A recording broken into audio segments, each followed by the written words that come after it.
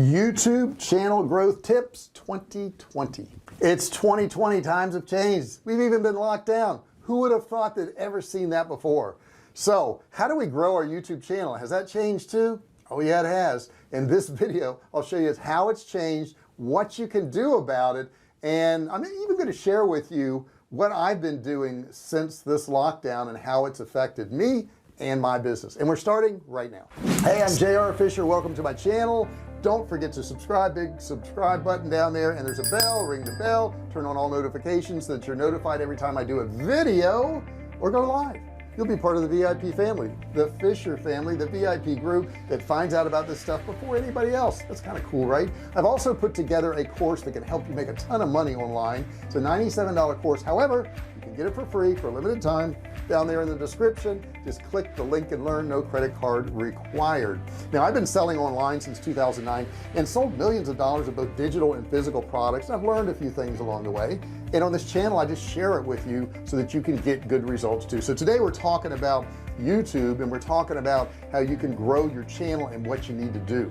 Before we get started, make sure you comment below. Let me know what you'd like to see a video on. Let me know what you liked about this video. Let me know what you're doing to grow your channel. I want to hear all that down there, and I'll be happy to comment back. Maybe we get a little conversation going. Put your link maybe even to your channel down there. I'll check it out. Maybe I'll subscribe. Step one is find untapped video keywords. Now, the best way to do this is use a tool called TubeBuddy. By far it's the best, and it's free. You can use it for free. As a matter of fact, in the description below I'll put a link to TubeBuddy, and when you click that link you can get a free account. They also have a paid account. If you decide to go to the paid account, my link will save you 30%. So check out that link to TubeBuddy. Now here's the cool thing. This is the cool thing. If you get some really good keywords in your title, you can blow up your video, you can blow up your channel, you can do great. And here's the downside to that: if you don't have any good keywords, you're going nowhere. Okay, nobody's going to watch your video, nobody's going to find your video, nothing's going to happen. Now on the screen here, this is a search result for YouTube views, and I did it, and this guy popped up, Brian Dean, and it's got 1.2 million views on this video. That's insane, guys. 1.2 million views on there. Now if you look below here, there's other videos that have that in there, but they aren't getting near the results that he is. That particular #1 rank gets that video 117,000 views every single month because he's got those keywords optimized. But check out his analytics here. He's got his impressions, he's got his impressions click-through rate, and he's got his view, which is 117,000. It's pretty darn good. Here's a way you can find some really good keywords on YouTube. First thing you want to do is you want to create a list of seed keywords. So let's say that you want to do a video on social media. Okay, so social media may be one of your words, LinkedIn marketing may be one of your words, Facebook pages could be one of your words, content marketing could be one of your words. And once you've got all those together, then you can move forward. Let's say your niche is weight loss, so you may put in there fat loss, you may put kettlebell workout, you may put paleo diet or cardio workout. Those would be your seed words for that particular niche. Now, we don't want to actually try to compete with just those keywords because the competition would be too great. It'd be too difficult to do. Now, the next thing you do, step 2, is put your keywords into something like TubeBuddy and get more long-term keywords. They're going to give you suggestions as soon as you put those keywords in there. Now in this screenshot here, I'm just doing it in YouTube. I do suggest TubeBuddy. It's going to be a whole lot more extensive. It's going to let you know what your competition is, what your chances are. But just if you were doing it in YouTube and I put in kettlebell, if you notice it pops up kettlebell workout for beginners, kettlebell swing, kettlebell workout, where we got kettlebell hit workout, kettlebell abs workouts. We got all this list of them right here. Now if you want to scale this process, I would say use TubeBuddy, because this here is kind of a slower, more difficult way to do it. But for those of you who don't have TubeBuddy, and why wouldn't you, it's free, click my link below, then of course you could do it here. You can also put the same keywords in Google and let autocomplete give you more suggestions. When you type in keywords into Google, they always have an autocomplete. They're trying to figure out what you're thinking. So you could put social media A, and then they're going to have everything that starts with A, and then you can put B and C and D, and you can pull up a whole lot of keywords by doing that. Now the next part is your competition analysis. Number 3, competition analysis. Now to do this, really you're going to need a tool like TubeBuddy. You can find these root keywords and you can find these long tail keywords, but you aren't going to know the competition until you use something like TubeBuddy. What TubeBuddy does is actually looks at how many videos are made on that subject, how many people are searching that particular subject, what your competition is going to be, and they can actually do this against your channel. So they weight it against your channel, or they can do it unweighted. Either way you want to do it, but it's really going to give you a whole lot more insight. And like I say, that link is below. Now on the screen right here, this is an example of what that screen looks like in TubeBuddy. So you can see I've got related searches down here, but what it's going to do is it's going to give you the search volume first right here. You can see what the search volume is, the number of searches per month, what the competition is, and overall if it's weighted or unweighted. This way you'll know if those keywords are competitive or not competitive, and if there's too much competition for you to go up against. Now the higher that meter goes towards 100, the better off you are. The lower, of course, the worse off you are. Number 2, create videos for watch time. Okay, so YouTube is really centered on how long people stay on the platform, how long they watch videos. So your goal is to make a video that they're going to watch a long time. Now here's a screenshot of watch time right here, and you can see this one here is 257,000 views, and this is set up on 30 days. Watch time is 21.2 thousand, and subscribers 7,000.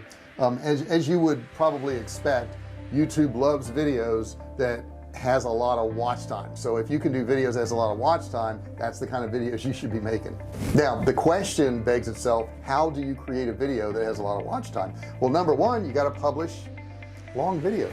Okay, so you can't get by with a 1 or 2 or 3 minute video. The longer your video is, the more odds that you're going to have high watch time. Now you don't want to just do a video that drags on for a half hour. It doesn't say much, because number 1, they probably won't watch it a long time, and number 2, they also look at the percentage of a video that's watched. Okay, so you got to play that game too. I found that overall about 10 to 14 minutes is an optimal amount of time, because YouTube can have enough space to put their ads in there. The people don't get tired after about 10-15 minutes. They're okay with that, and you can get more watch time.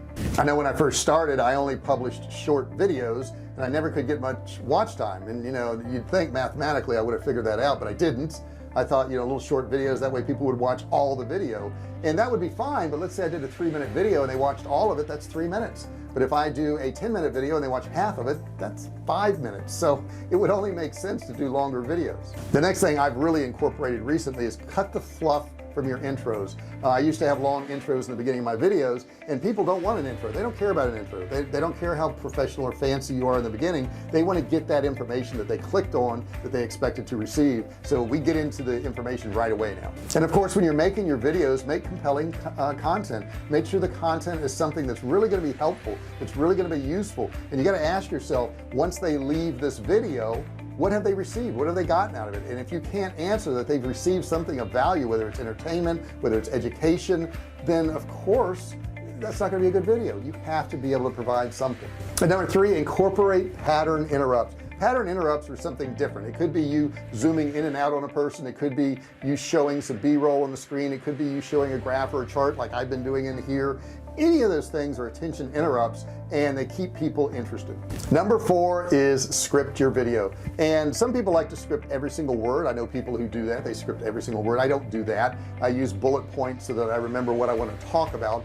I found that if I write every single word down, I may want to say it differently when I actually record the video, so it probably messes me up a little bit. I just like to have an outline, but you certainly have to have an outline and direction you're going with your video.